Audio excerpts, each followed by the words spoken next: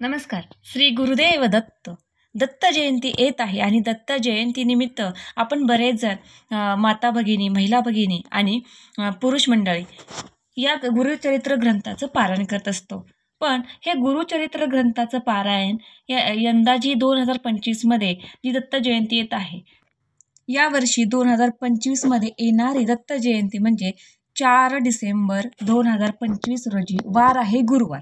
तर बघा किती योगायोग आहे. गुरुवारी यावर्षी दत्त जयंती आलेली आहे. दत्त महाराजांचा आवडता वार आणि दत्त महाराजांचा वार म्हणजे गुरुवार. तर याच दिवशी दत्त जयंती आलेली आहे आणि यावर्षी जर तुम्ही जे हे पारायण करत असाल, गुरुचरित्र ग्रंथाचं पारायण करत असाल, तर ते पारायण कधी सुरुवात करावी आणि कधी समाप्त करावी. बघा, आपल्याला 7 दिवसांचं पारायण करायचं असतं, पण आपली समाप्ती 8व्या दिवशी होत असते. तर मग कधी पारायण सुरू करायचं, कोणत्या तारखेपासून, कोणत्या दिवसापासून हे पारायण सुरू करायचं. आणि हे गुरुचरित्र ग्रंथ हा केवळ ग्रंथ नसून हा दिव्य ग्रंथ आहे. या ग्रंथाची जो कोणी पारायण करेल, निश्चित त्याला यशप्राप्ती आणि त्याची फलप्राप्ती होत असते. तर ज्यांनी कोणी अनुभव घेतले असतील त्यांना नक्कीच माहीत असेल. पण तुम्ही नव्याने करू इच्छित आहात, नवीन तुम्हाला या वर्षापासून सुरुवात करायची असेल, तर नक्कीच मी तुम्हाला उपयुक्त माहिती सांगणार आहे. माझे जे अनुभव आहेत ते सांगणार आहेत आणि या वर्षीपासून तुम्हाला दत्त जयंतीला पारायणाला सुरुवात कधीपासून करायची आहे तेही तुम्हाला मी सांगणार आहे. तर व्हिडिओ अगदी स्किप न करता व्हिडिओ शेवटपर्यंत पहा, जेणेकरून तुम्हाला संपूर्ण माहिती मिळेल. आणि याविषयी अधिक माहिती आपण व्हिडिओ टाकणार आहोत. त्यासाठी तुम्ही कंटिन्यू व्हिडिओ पाहत राहा. त्यासाठी चॅनलला सबस्क्राईब करा आणि एक लाईक आपल्या दत्त महाराजांसाठी नक्की करा. तर बघा, हे जे पारायण आहे गुरुचरित्र ग्रंथाचं पारायण, हे आपल्याला 8 दिवसांचं असतं. पारायण आपलं 7 दिवसाचं असतं, पण आपल्याला समाप्ती 8व्या दिवशी करायची असते. म्हणजेच दत्त जयंती दिवशी आपल्याला या ग्रंथाची समाप्ती करायची असते. या वर्षीचं 2025मध्ये जे गुरुचरित्र ग्रंथाचं आपल्याला पारायणाची सुरुवात करायची आहे, जो पहिला दिवस आहे तोही बघा अतिशय उत्तम दिवस आणि अतिशय चांगला दिवस म्हणजे गुरुवार. तर आपण गुरुचरित्र पारायण करतोय आणि वार गुरुवार येत आहे. बघा, आपल्या पारायणाची जी सुरुवात आहे ती सुद्धा गुरुवाराने होत आहे आणि पारायणाची समाप्ती ही सुद्धा गुरुवाराने होत आहे. त्यामुळे यंदाचं पारायण, या वर्षीची दत्त जयंती अतिशय लाभदायी आणि फलदायी असणार आहे. त्यामुळे वार शेवटही गुरुवार येतोय आणि सुरुवातही गुरुवार येत आहे. त्यामुळे आपल्याला गुरुवारीच पारायण सुरुवात करायची आहे. तर नोव्हेंबर महिन्यामध्ये म्हणजे 27 नोव्हेंबर वार गुरुवार या दिवशी आपल्याला पारायणाची सुरुवात करायची आहे.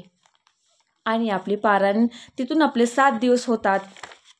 बुधवारी म्हणजे 3 डिसेंबर 2025 रोजी आपले 7 दिवस पूर्ण होतात. म्हणजे 7व्या दिवसापर्यंत आपलं पारायण इथं पूर्ण होत आहे. पण आपली पारायणाची समाप्ती आपण 8व्या दिवशी करतो. तर 8वा दिवस येत आहे गुरुवार आणि त्या दिवशी आहे दत्त जयंती. तर बघा किती मोठा हा योगायोग आहे. जर यावर्षी तुम्हाला गुरुचरित्र ग्रंथाचं पारायण करायचं असेल तर निश्चित तुम्हाला फलदायी ठरणार आहे. आणि जर तुम्ही मनोभावे करत असाल, सर्व नियम पाळून करत असाल, तर नक्कीच ह्याची अगण्य असं अनन्य साधारण असे अनन्य ह्याचे फळ आहेत, जे ज्यांनी कोणी अनुभवले असतील त्यांना नक्कीच माहीत आहे. खूप सारी प्रचिती आहे, मी स्वतः अनुभवलेली आहे. त्याचे मी अनुभवसुद्धा तुमच्यावर शेअर केलेले आहेत. पण आपल्याला हे जाणून घ्यायचं आहे की आता दत्त जयंती जवळ येत आहे, पण प्रत्येकाला मनामध्ये प्रश्न पडला आहे की पारायण कधीपासून सुरू करायचं.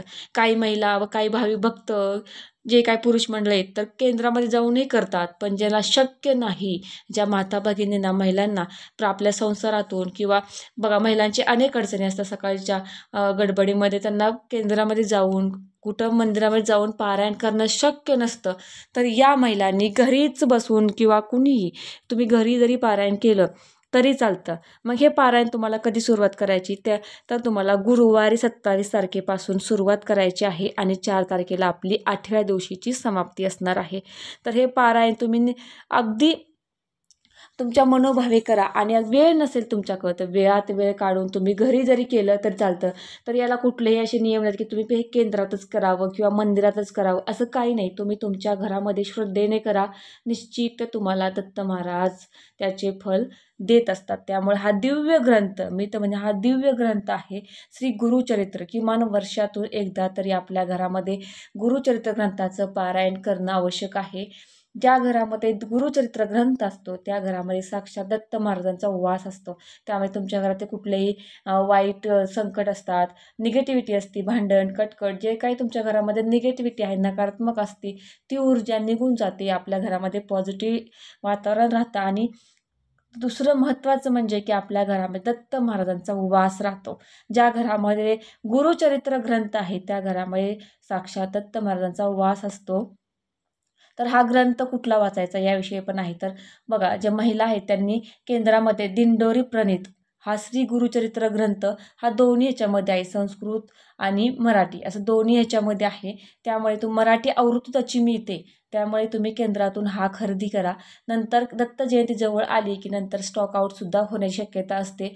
त्यामुळे तुम्ही लवकरात लवकर आत्ताच तुम्ही हा ग्रंथ केंद्रातून खरेदी करा आणि केंद्रामध्ये तुम्हाला स्वस्त पडेल. पण बाहेरून कुठून मिळाला तरी चालेल, पण शक्यतो केंद्रातून घ्या. त्यातून महिलांना वाचण्यासाठी योग्य आहे. आणि ते त्याच्यात तुम्हाला संपूर्ण नियम दिलेला आहे की कुठल्या दिवशी तुम्हाला किती अध्याय वाचायचे आहेत, ही संपूर्ण माहिती त्या ग्रंथामध्ये आहे.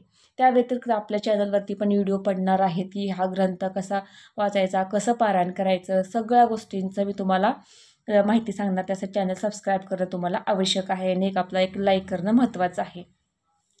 तर हा ग्रंथ 7 दिवस आपल्याला पारायण करायचा आहे. तर 7 दिवस, आता तुम्हाला प्रश्न पडला असेल की 7 दिवस किती अध्याय वाचायचे. तर मी सांगू इच्छिते की 7 दिवस त्या ग्रंथामध्ये आपल्याला दिलं असतं की पहिल्या दिवशी आपल्याला किती अध्याय आहे, दुसऱ्या दिवशी किती आहेत, तेवढेच अध्याय आपल्याला वाचायचे असतात. एक्स्ट्रा अध्याय वाचायचा नाही. जेवढे सांगितले आहेत तेवढे अध्याय आपल्याला रोजचे कव्हर करायचे. असं जर तुम्ही केलं तर तुमचे 7 दिवसामध्ये हे पारायण पूर्ण होतं आणि 8व्या दिवशी आपण त्याची समाप्ती करतो. तर त्याची समाप्ती कशी करायची याविषयी मी वेगळा व्हिडिओ बनवणार आहे. आणि पारायणाची सुरुवात कशी करायची. बघा, पारायण आपण सुरुवात जाऊन नुसतं पारायण लावून सुरुवात करू शकत नाही. त्याआधी जे काय आपले महत्त्वाचे नियम असतात की आपल्याला जे काय असतं, गाईला घास देणं, गाईला पोळी देणं, किंवा कुत्रा असतो त्याला पोळी देणं, ह्या ज्या काही गोष्टी असतात, तर याविषयी मी तुम्हाला माहिती पुढच्या व्हिडिओमध्ये सांगणार आहे.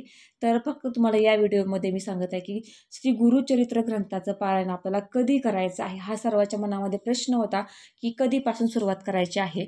तर गुरुवार आहे, गुरुवारपासून सुरुवात करायची आहे आपल्याला. आणि बुधवारी आपलं पारायण 7व्या दिवशी संपत आहे आणि 8ही समाप्ती आपण 8व्या दिवशी म्हणजे दत्त जयंतीला करणार आहोत.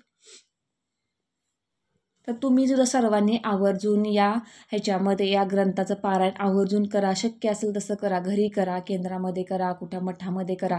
पण ज्यावेळेस तुम्ही केंद्रामध्ये, मठामध्ये, कुठल्या मंदिरामध्ये करता त्यावेळेस ती जी तुमची सामूहिक सेवा आहे, सामूहिक पारायण करता, त्याचं फळ तुम्हाला अनन्य पटीनं, कितीतरी कोटीच्या पटीनं त्याचं फळ मिळत असतं.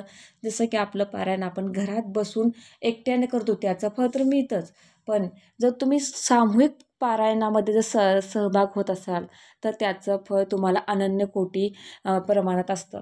पण बघा, प्रत्येकाच्या सोयीनुसार, प्रत्येकाच्या ह्याच्यानुसार तुम्ही कुठेही जमेल तिथे करा, पण नक्की करा. प्रत्येकाने एकदा तरी या दिव्य ग्रंथाचं पारायण करावं.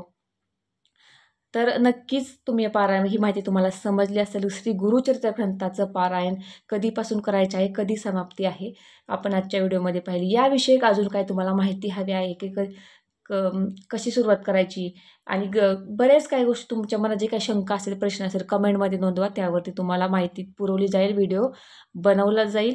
तुर्तास एवढीच माहिती मी तुम्हाला देऊ इच्छिते. झालेली सेवा स्वामींचरणी, दत्तांचरणी रुजू करते.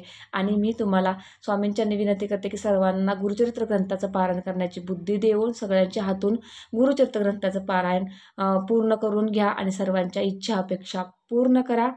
आणि हा व्हिडिओ जास्तीत जास्त शेअर करा, जेणेकरून जास्त महिला, पुरुष याचं पारायण करते आणि त्याचं फळ त्यांना मिळेल आणि त्याचं पुण्य तुमच्या पदरी, तुमच्या अकाउंटवरती जमा होणार आहे. त्यामुळे हा व्हिडिओ शेअर करायला विसरू नका. बरोबर लाईक करायचा आहे, चॅनलला सबस्क्राईब करायचं आहे पुढचे व्हिडिओ